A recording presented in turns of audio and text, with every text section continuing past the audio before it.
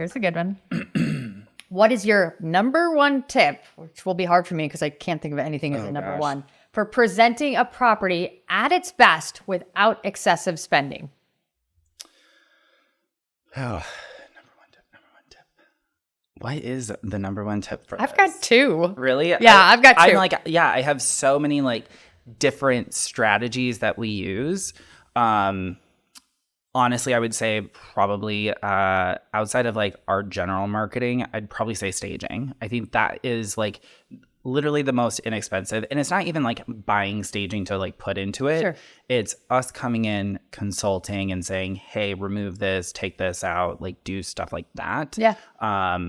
We talked about mild renovations last time, switching out fixtures and lights.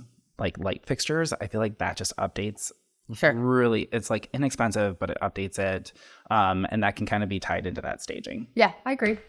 So I'm gonna go against the grain here. Wild and crazy me. I am going to do my top two. Wow, crazy. Number one, cleanliness.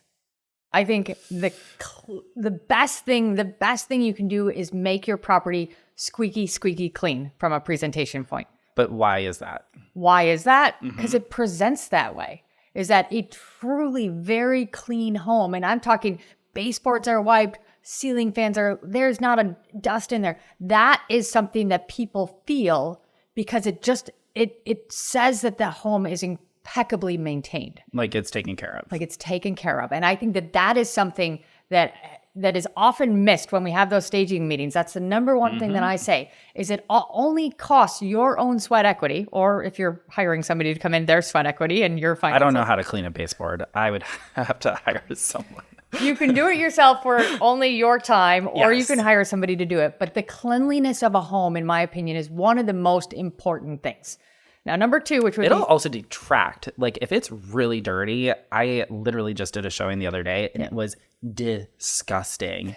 And it was the property was priced so competitively.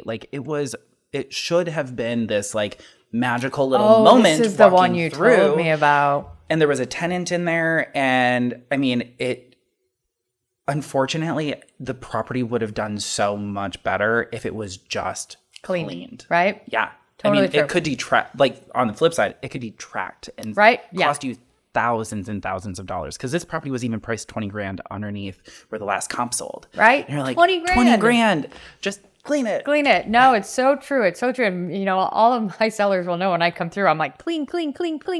Yeah. It really, like I said, you can do it for just your own time investment, or you can have somebody come in for it.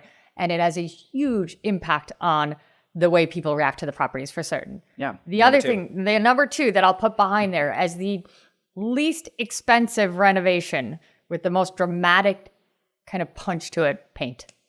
Paint is something that can definitely change it. And we see it in ways for example, if you've got a smaller room or a smaller property and dark paint, that is automatically going to make it feel smaller than it is. So you can once again, you can do it yourself if you're skilled. Or you could bring in somebody to do it for a lower cost in the grand scope of things. But paint will dramatically change the walls, the cabinets, the floors, whatever the case may be, on a more limited budget. So I'd say cleaning first. That can go with just your own sweat equity and your own time. Paint second. And I agree with you. I think staging is definitely a good use of our resources and equity, and totally. Yeah. And I will 100%, even if we're bringing in professional staging, I will always tell the client that for the cost of the staging, I'm very confident that we can recoup that money. Yeah, totally.